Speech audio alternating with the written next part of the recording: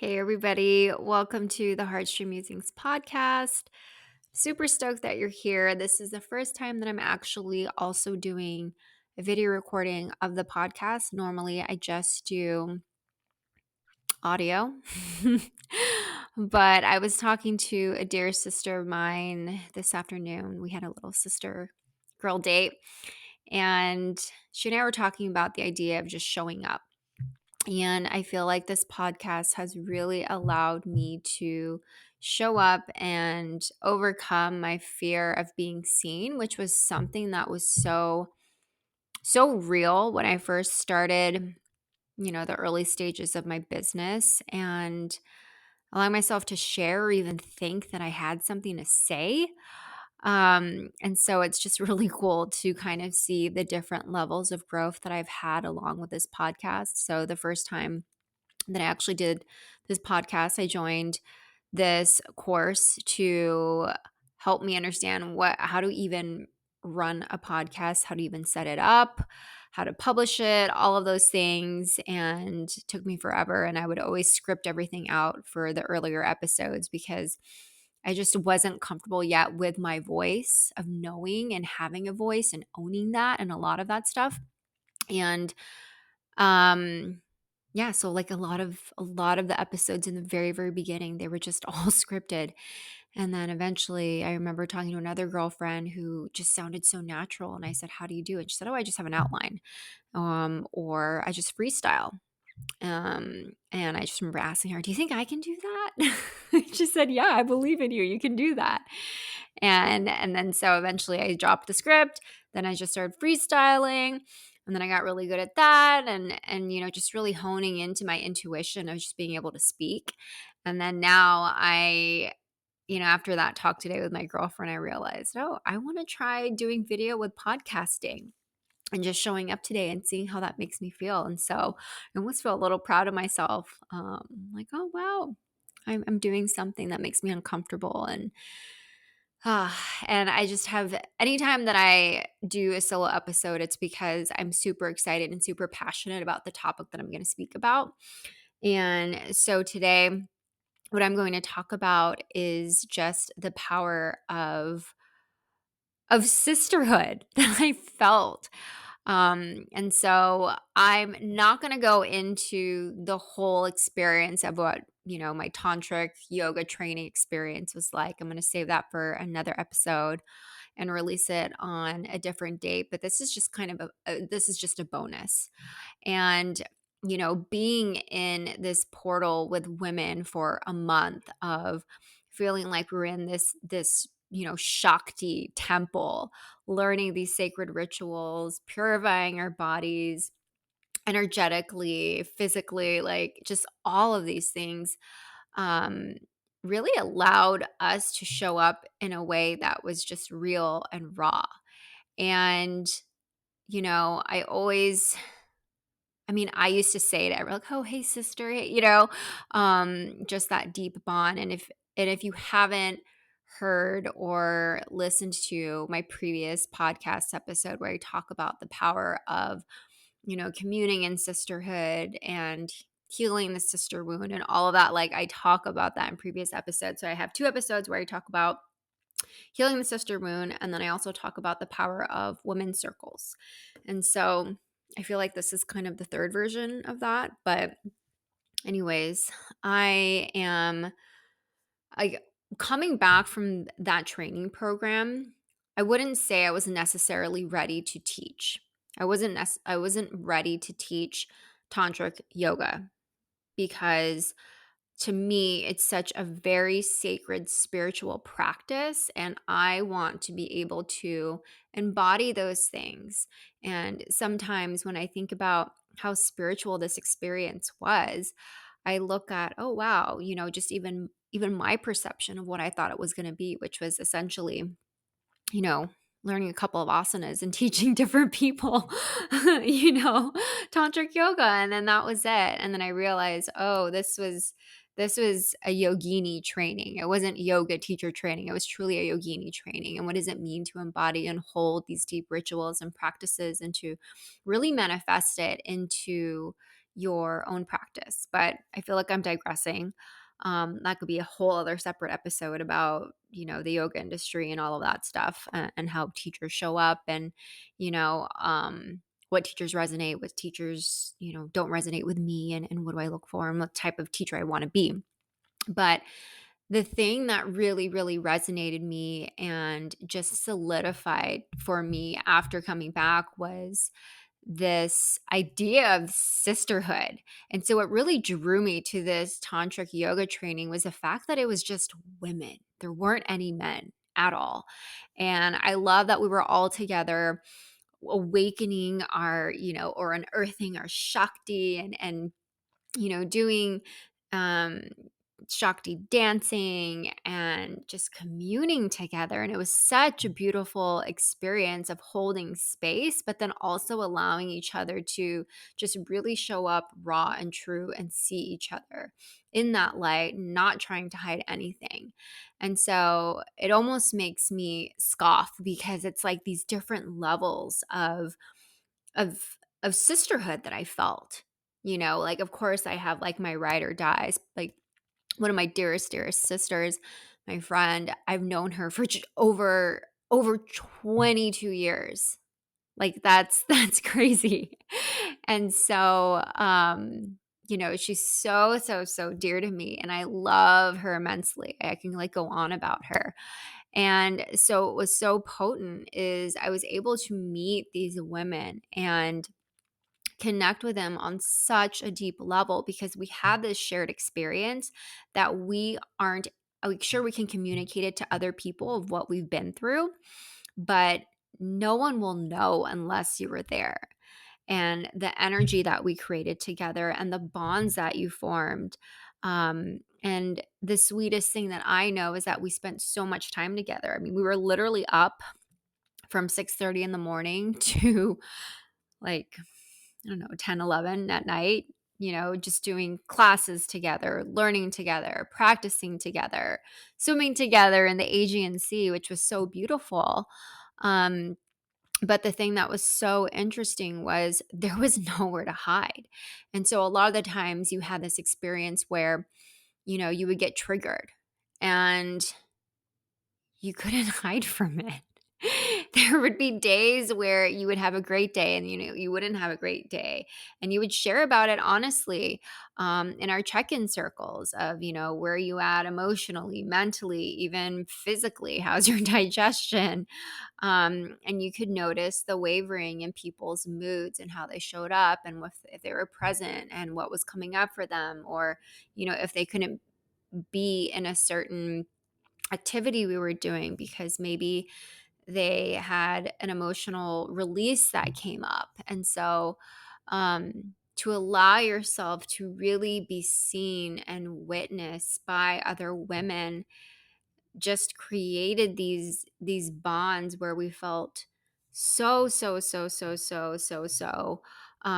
connected to one another. And so when I came back, I realized, oh my God, like, there is nothing like the power of women coming together and literally feeling like this was our Shakti temple, and witnessing each other. And I think there's something so important about allowing one to show up in a way where you just aren't judged.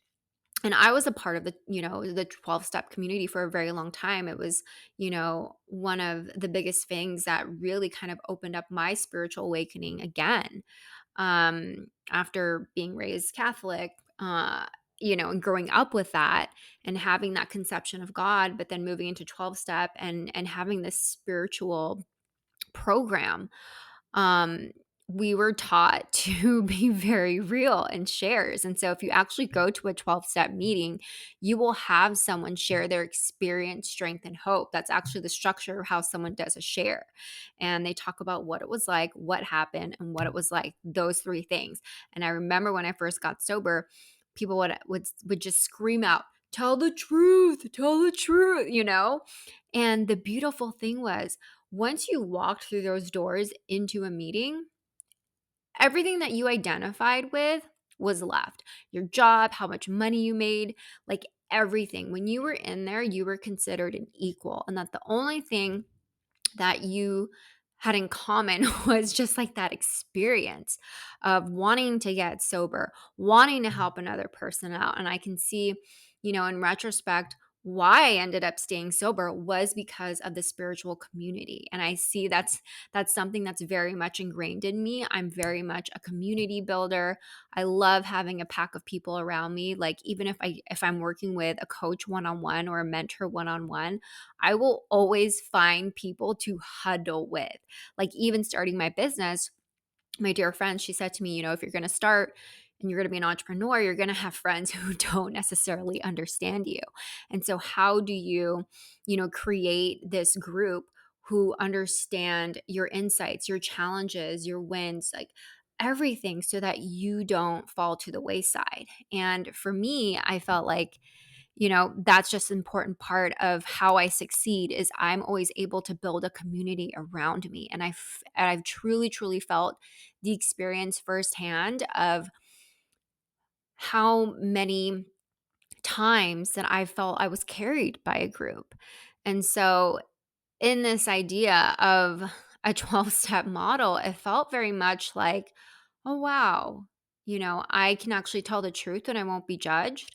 Or it's like, maybe I will be, but they shouldn't be judging me, you know? And it just felt really, really good to tell the truth and have these heads nod and be like, yes, fuck yes, girl. Like, I get it. I've been there, and then have them raise their hand and share like this really touched me. And it was the first time that I experienced such on a profound level that communicating my outsides, not my outsides, communicating my insides, truly communicating it could actually help another human being. And that was the most beautiful thing to me. And it made me think, oh, there's actually purpose to my quote unquote suffering or whatever experience that I'm having because I know it can help someone else and make someone else feel less alone. And so, you know, uh, having that and knowing that's been very much embedded in me is something that I think I've always been trying to recreate. And sometimes I'll have it in different communities, but if it's not the continual community, if it's not the same community that truly knows your story, because then to me, that's just bypassing intimacy. Like the reason why circles work is because you allow people to truly see you. And the reason why this yoga training experience with different sisters was so profound was because we saw each other every day. Like towards the end of the month that we were together, literally I could close my eyes and if someone spoke, I would know who it was. I knew their voice inside and out. I knew their mannerisms. And that was just such a beautiful thing. And it's funny because it reminds me of that movie. I think it was the Sunset trilogies. It was like Before Sunset, After Sunset, or Sunrise, or whatever. It's with Ethan Hawke and that French actress.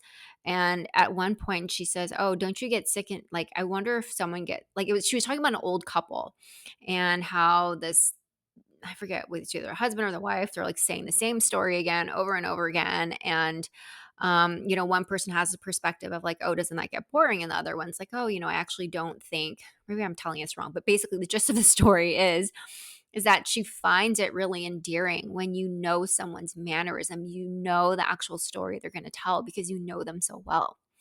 And so that was a beauty that I experienced of being in this container of women and like no masks.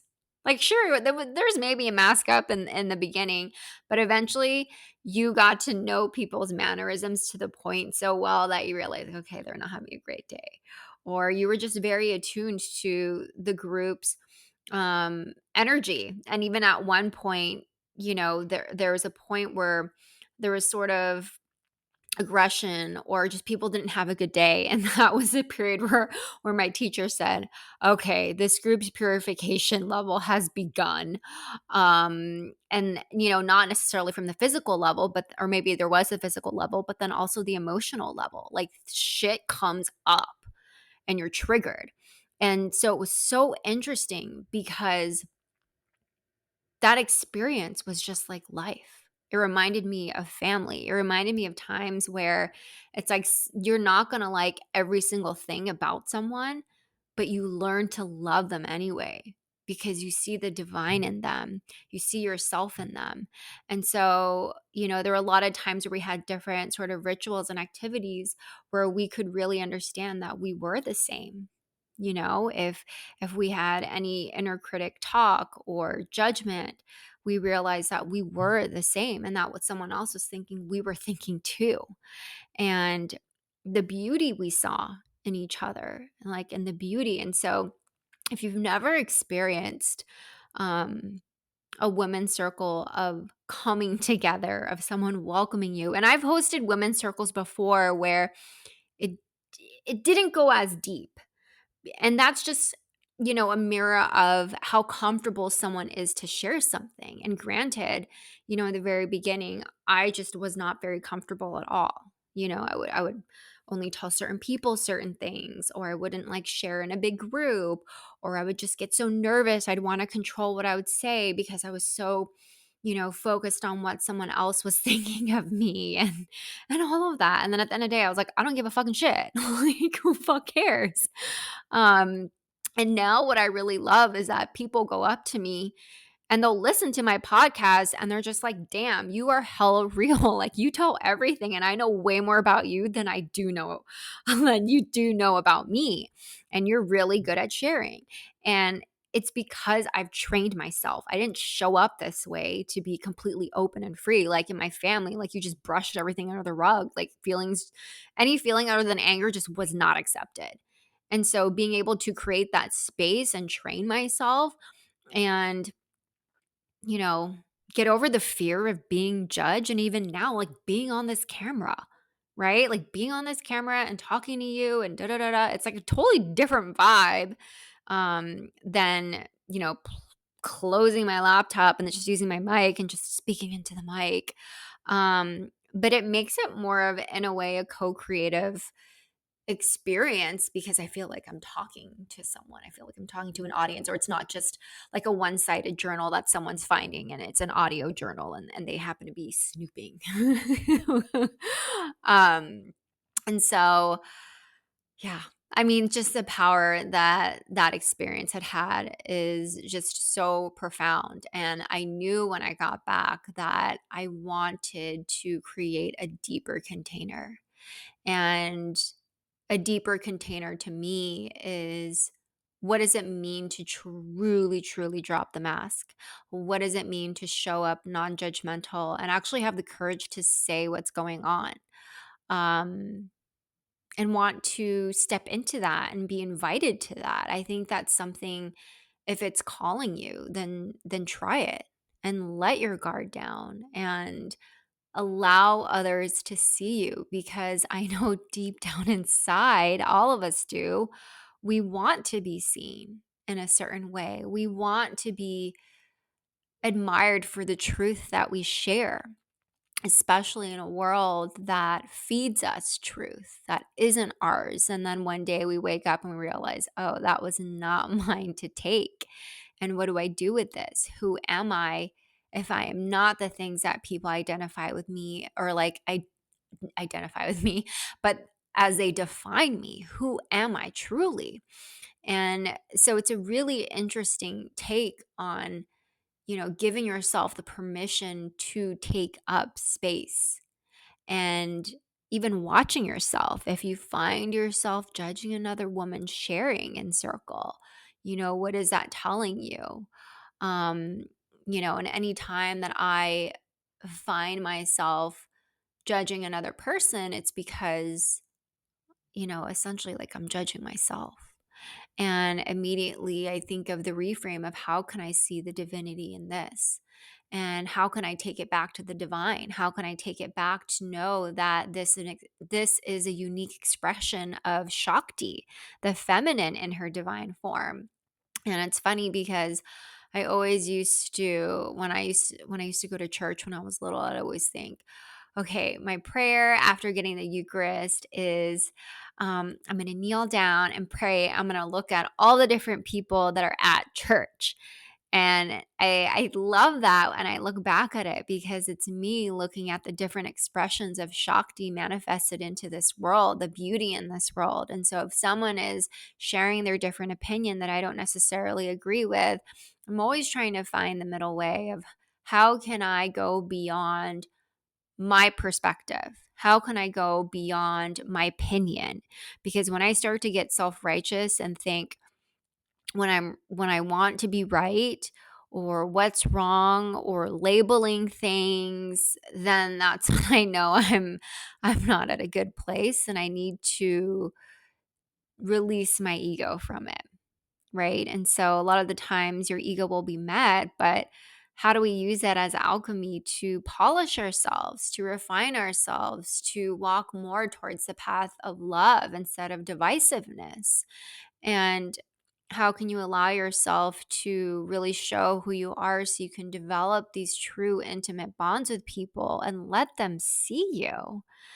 And so I love this practice of coming together because it is a portal to not only create intimacy, but it's also an opportunity to bring the divine in your life. And, I've never spoken about, I mean, sure, I've spoken about divine, like little bits and pieces here, but it's like more, I feel like it's a lot of inner child stuff. And so I'm starting to like weave in just a little bit of teasers of what is really exciting and lighting me up. And it's this path of being on the sacred feminine path and journey. And what does that look like? And, I'll share about it in future episodes, but, I'll give a little teaser here. It's, me really exploring what does the relationship with the divine look like and how do I define it? And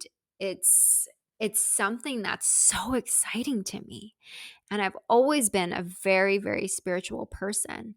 And I'm always trying to think of how can I bring the divine in everything? How can I make my life sacred? How can I consecrate it and make it an offering to the goddess, right? To the god and the goddess. Um and what does it look like now in service to the world? What does that path look like where my life and my legacy is not just for me, but it's how can I allow other people to also step into their power and being called to really declare helping women, right? Helping women. And, I've, like I alluded to back, a couple minutes ago, just, thinking about the sister wound and how it's kind of come full circle and wanting to help women. And so I just feel this inner fire to just like claim that. And it's so funny because, some people they'll go to spiritual events or retreats where men are also there. And I'm like, nah, I just want to be there for the women. I want to be there around the sisters because it's like once you get a taste of it, where you are empowering each other to show up and feel sensual as fuck or, you know, even crying because like everything is welcome. Everything is welcome. Your totality, like all of you is welcome. And not having to compartmentalize. Like a lot of the times I think of, when women define what the divine feminine is, it's just, and I talked about this in my TikTok video recently, where it's just, oh, you're leaning into your pleasure. You're just, you're soft and feminine and you're letting the man lead or, and all. This is also like energy too. You don't necessarily have to be a man because every single one of us has an inner masculine and feminine side to us. But it's just really off-putting, the type of language. And I understand it because a lot of women have swung to the other side where, from patriarchy, like they have to feel like they have to hustle and like be a boss. And like now you see this backlash of people hating the term girl boss. And what does it look like? And so now you have people that are swinging towards the other side of the pendulum where they want to just be super soft and not want to do anything. And so, how do you recalibrate? How do you find the middle? And how do you allow yourself to show up? Because being feminine isn't one dimensional. It's multifaceted. We're multifaceted human beings.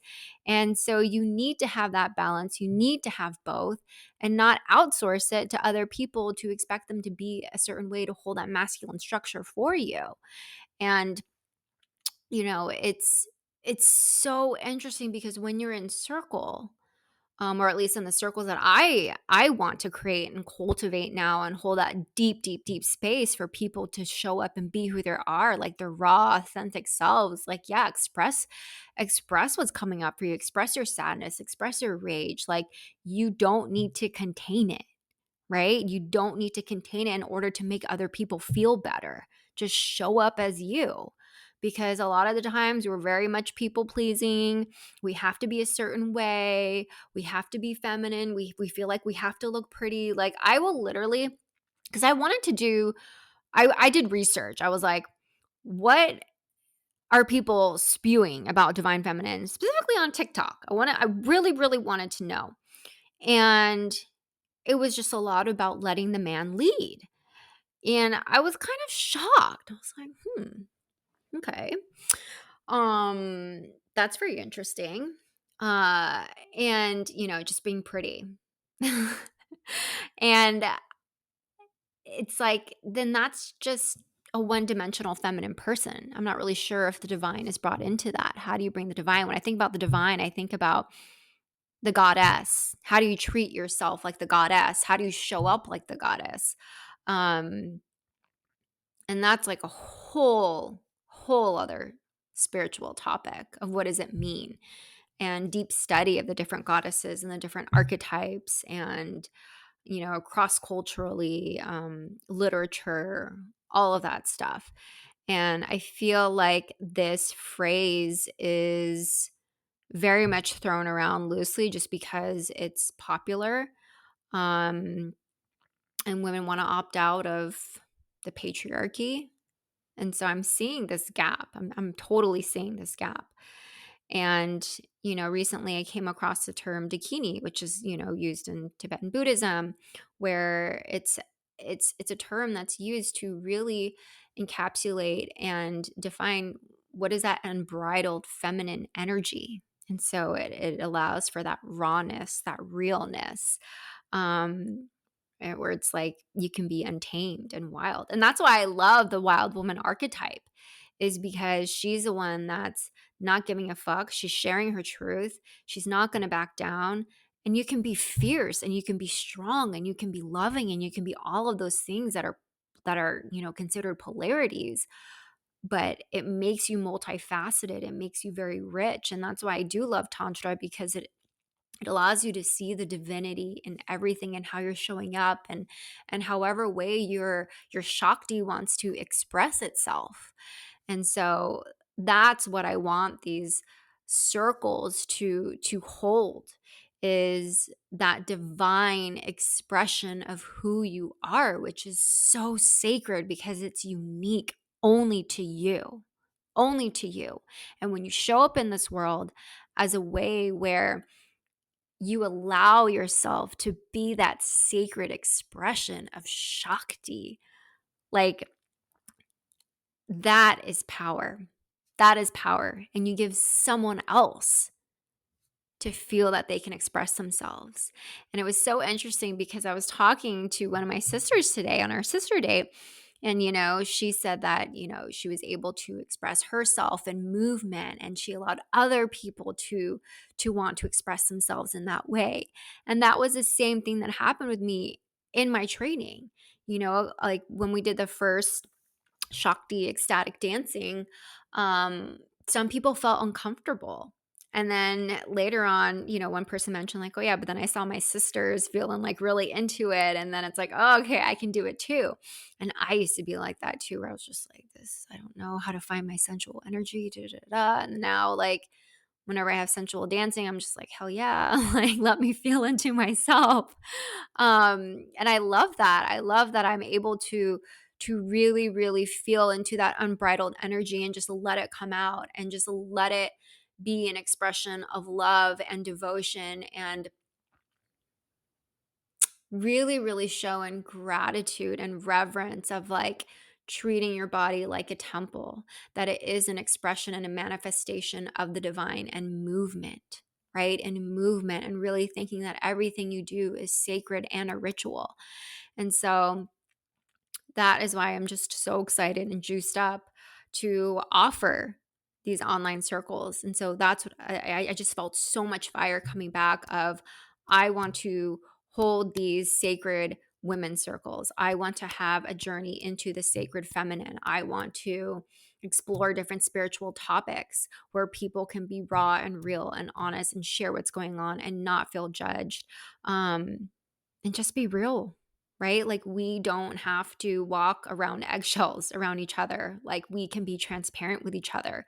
And how do we do that here? This is sort of like, the locker room. And then when we go out there in the real world, that can be the practice. That's the practice that we take. And that's the juice that we take. And that's the magic that we take when we're in circle, is that we get to have these ripple effects out there that are affecting the collective, that are affecting the workplace, that are affecting other people, whomever we meet, like on the road. When you're saying hi to someone, when you're driving to work, when you're with your children, like that has an effect on them. It has an effect on everyone. And so I just want to be able to bring this out to so many different women and that's why I wanted to focus online, right? Like I mentioned before, it's so easy to just stay in San Francisco and do that and do in person, and there's something always special about that and that magic. But how can we create these connections across geographies, across time, and just be there for each other and be there in that sort of like that community, that creation of that community. And I just, it feels really good to actually claim it and be in this space of helping women on this path. And I did not want to have children. I mean, well, I think it's only in the last maybe 5 years. No, maybe 3, 4 years, 4 or 5 years. When I thought about like, oh, okay, like maybe I'd want to have children. And the honest truth was, I just didn't trust myself. I didn't know if I could be a good mom.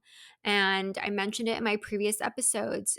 I did a lot of inner work. I found my divine inner mother, and I was able to connect with my little girl, little Lisa.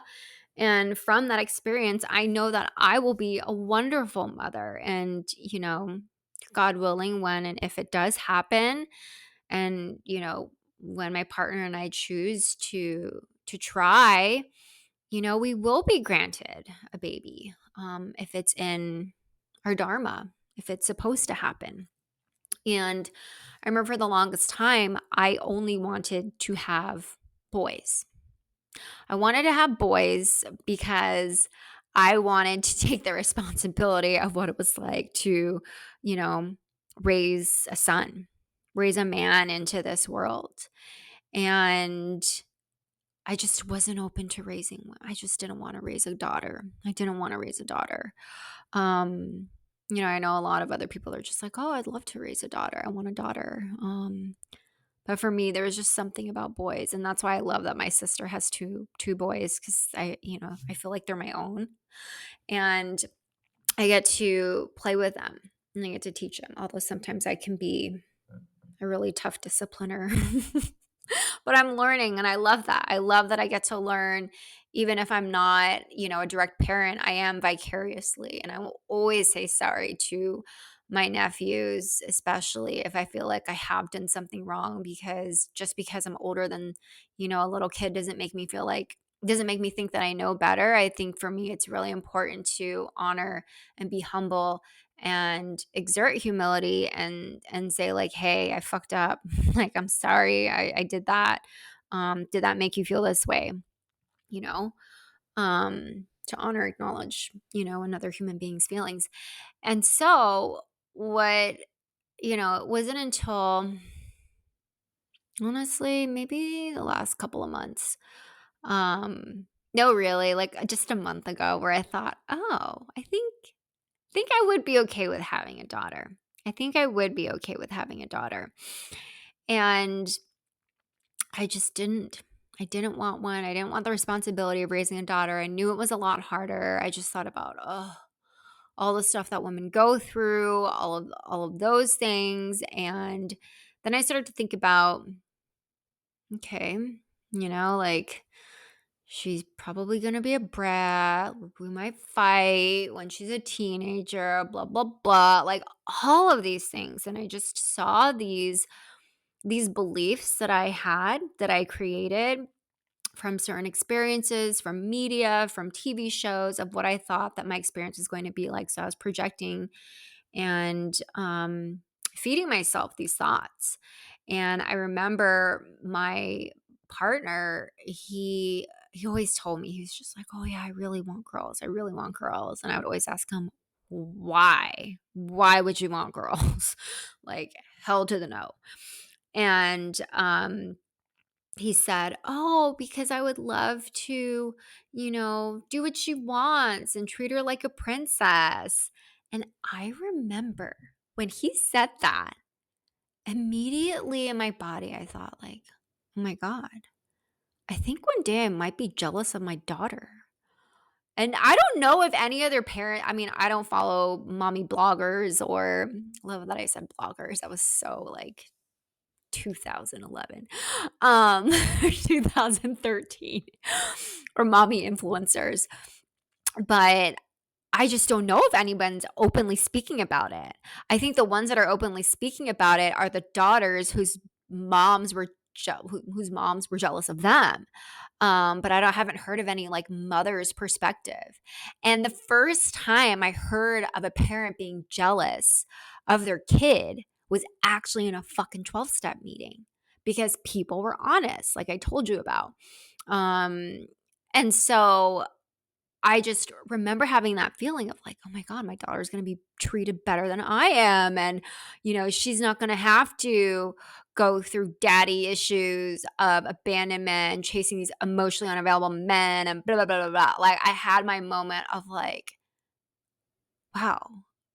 But that's the work, right? That's the work that we do, is we work on ourselves so our children don't have to experience what we do, right? And some people may have it through the lens of material generational wealth in that sense, but also thinking about emotional wealth, emotional, like generational wealth of, wow, my daughter is not going to have daddy issues and she's going to choose a really loving partner and have a secure relationship because she's going to have secure attachment style. I'm like, wow, you're welcome, you know?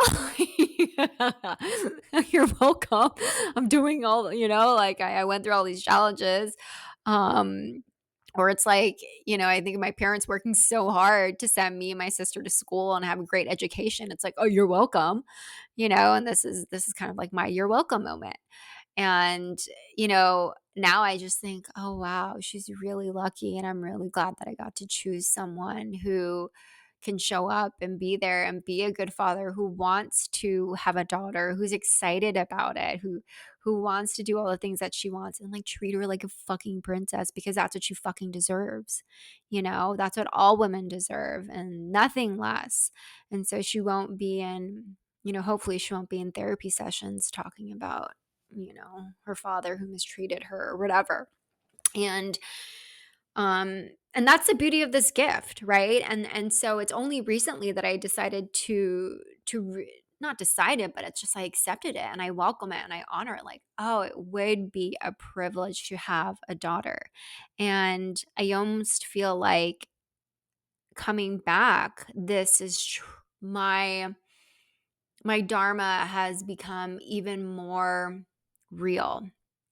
It's become even more real in the sense of wanting to show up and help women and see this different path and be there for support in whatever way. And so I'm super excited because I want to dive more into this. I'm excited to explore this new path. I'm excited to share it with all of you through online circles. That's why I want to do it online, so we can all connect far and wide and, find that peace in ourselves and each other. and hold each other, and in sacred ritual where we allow ourselves to just cross this threshold and get into the portal of what does it mean to bring the sacred in everything? What does it mean to honor those manifestations and intentions that we want?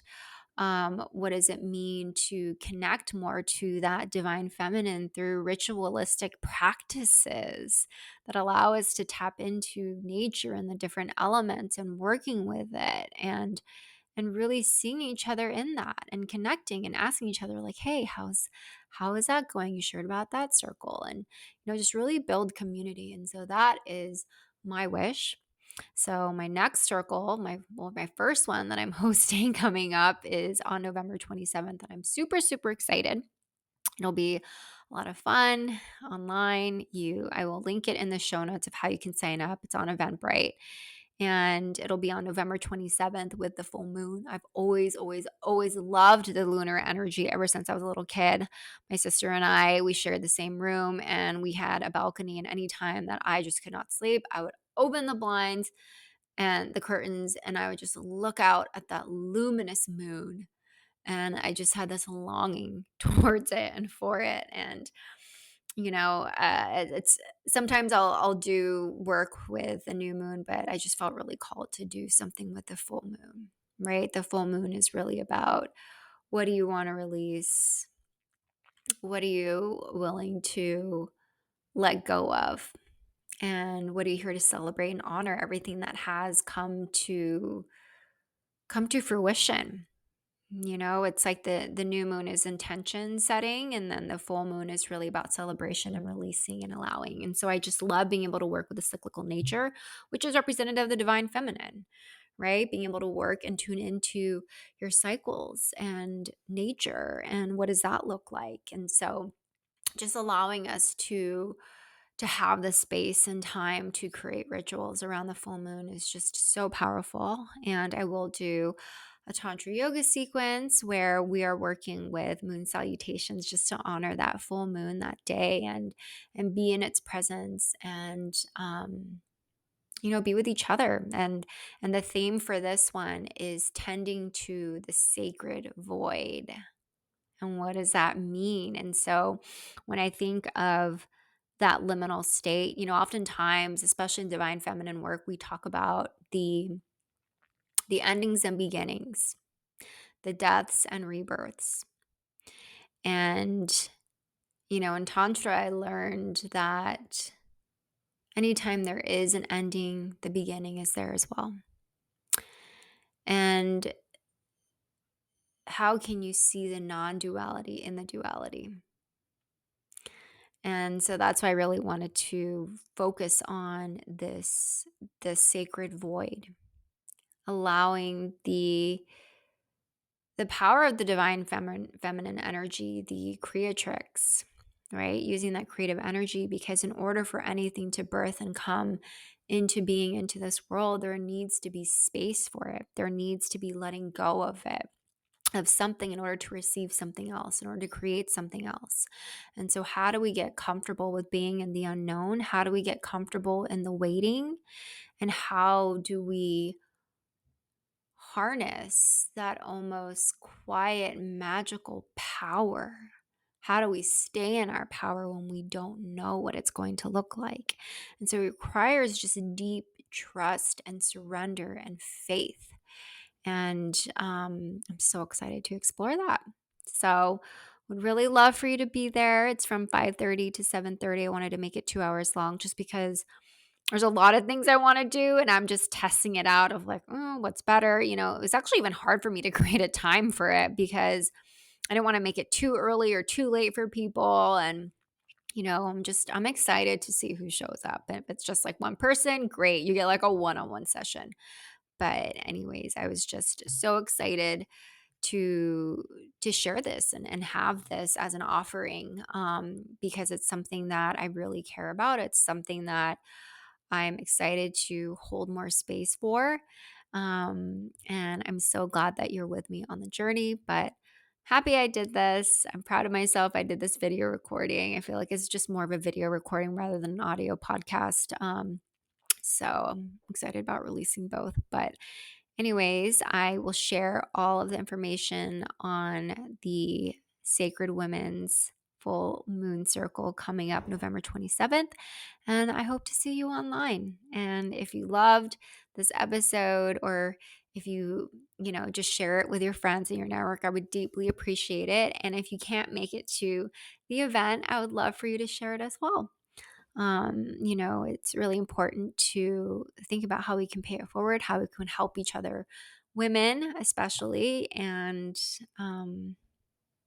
just help each other on this path. It's really important. And so, super excited that you're here, that you listened, and I can't wait to catch you all next time. All right, talk to you later. Bye.